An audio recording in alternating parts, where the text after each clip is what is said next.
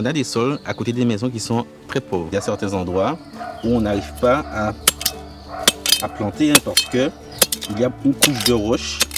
Donc il va falloir trouver des astuces pour pouvoir faire pousser ces plantes-là.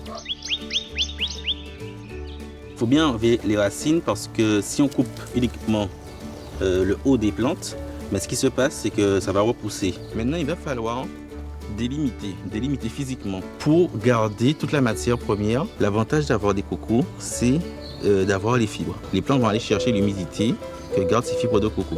Alors, la première étape, c'est de drainer le sol. On va quadriller le sol. Il faut que le sol soit bien aéré, que l'air puisse passer, que l'eau puisse circuler. À partir de maintenant, on va imiter la forêt. Et bien là, pareil, vous voyez, on a des feuilles d'arbres et on va faire une couche avec. Là, on a du marron. Ce sont des éléments qui sont plutôt carbonés. Là, on va mettre ce que les plantes vont consommer très rapidement, c'est l'azote. L'azote, en fait, c'est l'élément que les plantes ont besoin pour leur croissance, développer leurs racines, développer les fruits. Donc là, ce sont les feuilles de Glyceria, donc famille des pois très riches en azote.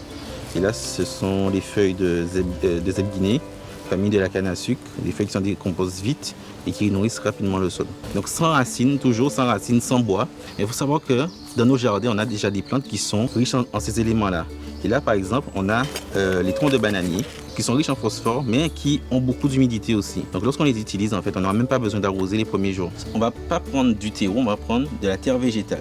Et du coup, on ne va pas fouiller, on va privilégier les bêtes qui vivent au-dessus parce que ce sont elles qui vont commencer le travail de décomposition. Donc voilà, donc là, on va bien arranger le sol sans le tasser. Une fois que le sol est préparé, il va falloir que toutes les couches rentrent en contact. Et ce qui va nous aider à faire ça, c'est l'eau. On va prendre l'eau, on va arroser comme ça, la terre va rencontrer les feuilles et les feuilles vont rencontrer les bois. Là, on va prendre un exemple de plantes qu'on connaît très bien, le crottin et le japana, qui n'ont pas besoin de beaucoup de profondeur de sol, mais qui ont besoin d'un sol assez riche pour pouvoir développer leurs racines superficielles. Donc, on appuie bien sur le pot. Ensuite, on met 2 doigts à la base de la plante, on retourne le pot et on tire dessus. Le crottin, pour le planter, on ne va pas le planter tout droit, on va le planter couché.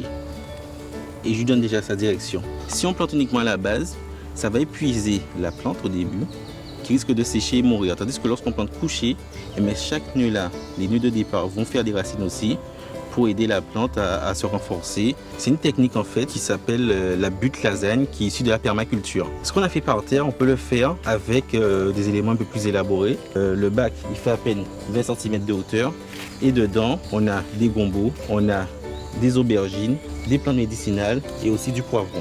Donc 20 cm, comme je vous disais, ça suffit largement pour ce type de plante.